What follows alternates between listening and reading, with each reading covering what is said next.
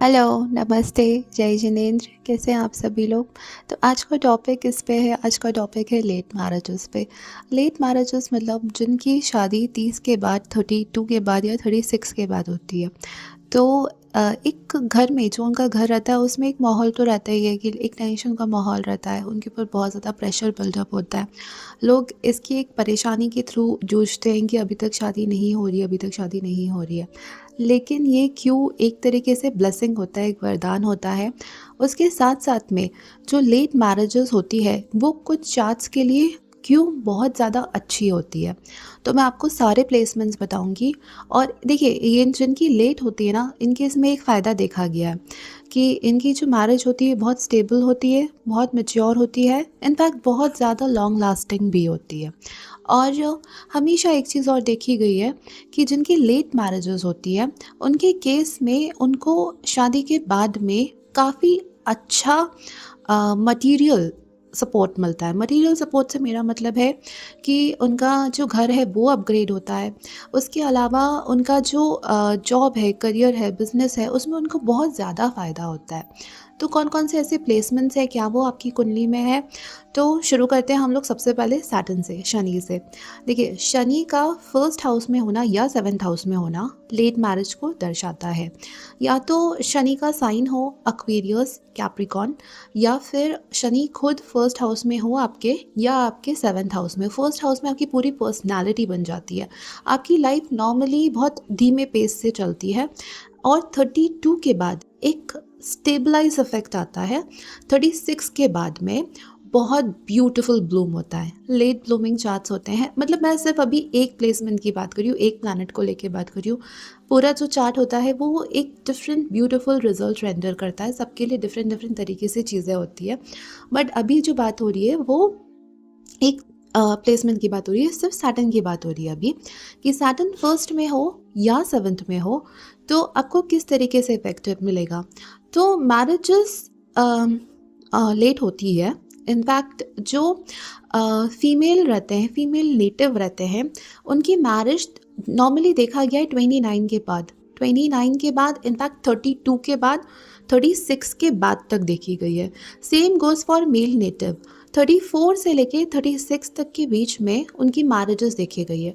अब हम लोग यहाँ पे वीनस के साथ इनकी कॉम्बिनेशन की बात नहीं कर रहे हैं। मान लीजिए अगर कोई चार्ट है जिसमें सैटर्न एक्सॉल्टेड है लिब्रा में, साथ में वीनस बैठा है और मार्स भी बैठा है। सेवन्थ हाउस में हो सकता है या फर्स्ट हाउस में हो सकता है।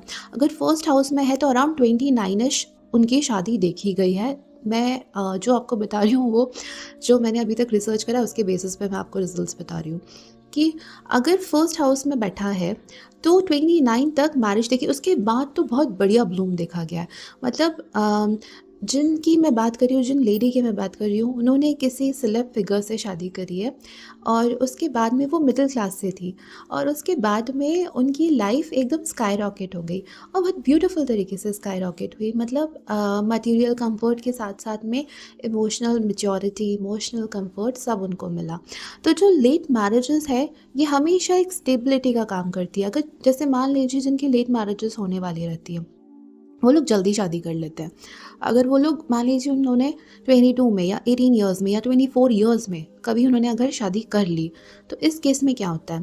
तो इस केस में काफ़ी बार ये देखा गया है कि कुछ ना कुछ करके जब फर्स्ट सैटर्न रिटर्न होता है, मतलब एट द एज ऑफ 29 से लेके 32 के बीच में किसी तरीके से वो शादी टूटती है, या तो उसमें एक बहुत बड़ा फिज़िकल डिस्टेंस आता है और उसके बाद में देखा गया है या तो वो लोग वापस मिलते हैं और मैरिड कपल की तरह रहते हैं, या तो वो कम्प्लीटली टूट जाती है। मतलब कम्प्लीटली वो मैरिज कोलैप्स कर जाती है। डिवोर्स के कंप्लीट चांसेस यहाँ पे देखे गए हैं। तो जिनका चार्ट हमेशा लेट मैरिजेस के लिए बना गया है, अगर वो अर्ली मैरिज करते हैं तो उनको काफ़ी प्रॉब्लम उस मैरिज में इनिशियली भी फेस करनी पड़ती है in terms of emotional stability, emotional maturity, also in terms of material comfort। क्योंकि जो चार्ट लेट ब्लूमिंग रहते हैं, लेट ब्लूमिंग चार्ट्स को हमेशा मटेरियल कंफर्ट भी धीरे धीरे स्लोली ग्रेजुअली लेट ही मिलते हैं, इमोशनल वार्मथ भी लेट ही मिलता है। जिसमें मैंने आपको पहला बताया Saturn in the first house and also in the seventh house. अब यहाँ पे हम लोग एक और की बात करेंगे जो आई थिंक बहुत लोगों को पता है, विच इज़ राहु केतु का एक्सेस। राहु केतु का जो एक्सेस रहता है, जो अक्ष रहता है, 1-7 पे रहता है। मतलब राहु से केतु हमेशा 7वें स्थान पे रहेगा, केतु से राहु 7वें स्थान पे रहेगा। तो जो राहु केतु का 1 और 7 का एक्सेस रहता है, इसके अंदर मान लीजिए आपका केतु आके बैठा है कहाँ पे, आपके 7th हाउस में, है ना, और राहु बैठा है 1st हाउस में। तो इस केस में भी देखा गया है कि जो स्टेबलाइजिंग इफेक्ट होता है वो भी आफ्टर 30s ही होता है।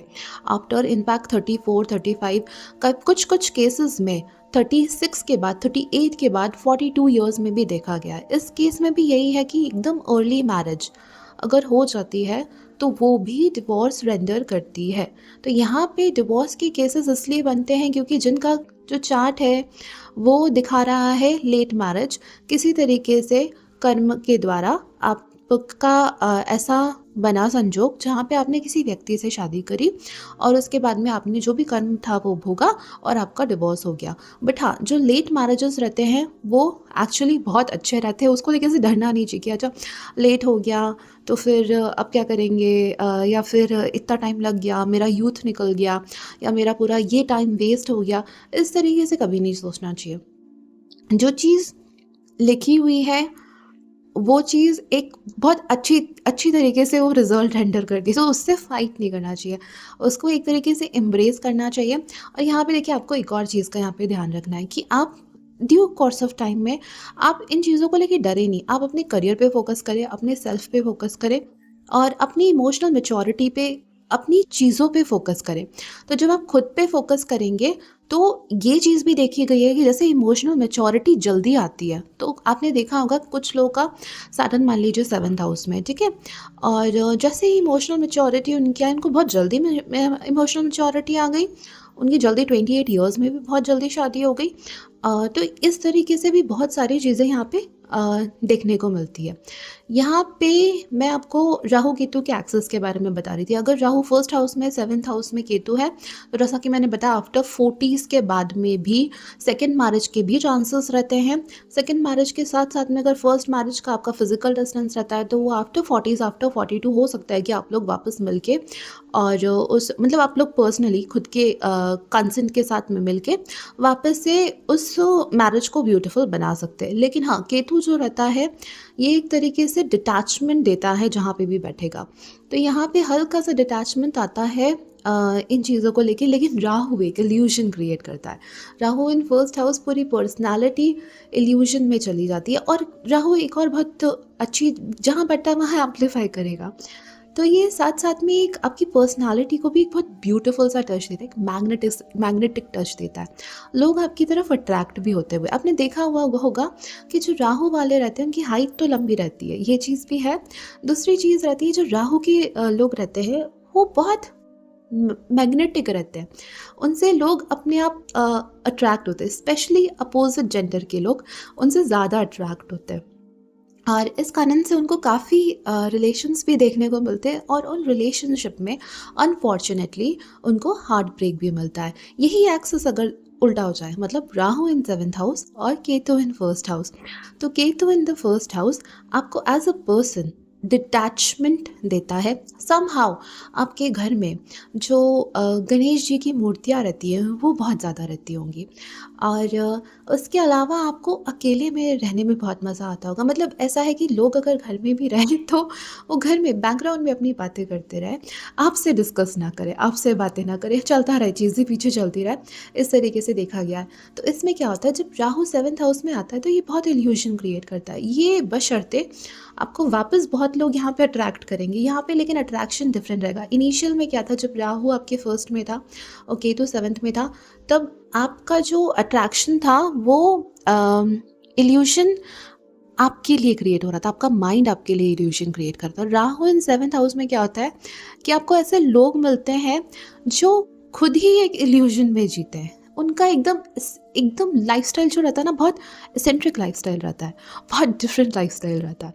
और उनकी लाइफस्टाइल में एक और चीज़ देखने मिलती है, या तो वो कुछ तो भी फॉरेन कनेक्टेड रहता है उनका, या तो आप जिस रिलीजन के हैं वो दूसरे रिलीजन के होंगे, या तो वो कहीं बाहर रहेंगे, या तो उनका ऐसा काम होगा जिस कारण से उनको बाहर बार बार ट्रैवल करना होगा। कुछ ना कुछ एक डिफरेंट टच राहु आपको देगा ही देगा। यहाँ पे और हाँ, ये भी लेट शादी ही देता है क्योंकि Ketu in the first house बहुत लेट ब्लूमिंग चार्ट रहता है। बट यहाँ पे क्या होता है, जब केतु आपके फर्स्ट हाउस में होता है तो ये आपको सिखाता है कि किस तरीके से आपको इमोशनल मैच्योरिटी के साथ में और साथ साथ में एक ब्यूटीफुल स्टेबिलिटी बना के रखनी होती है अपनी लाइफ में।